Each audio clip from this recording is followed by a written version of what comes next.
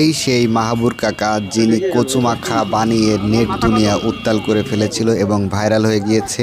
সেই মাহাবুর কাকা কিন্তু বিভিন্ন সময় বিভিন্ন ফলের ভর্তা বানিয়ে সবাইকে খাওয়ায়।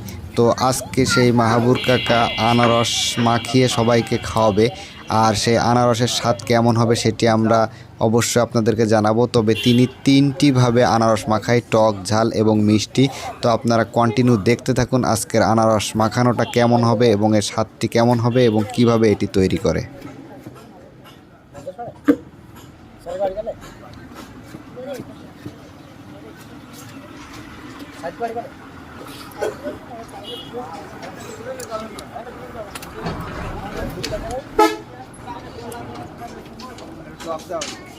কি খাবা, মিষ্টি খাবা না ঝাল খাবা?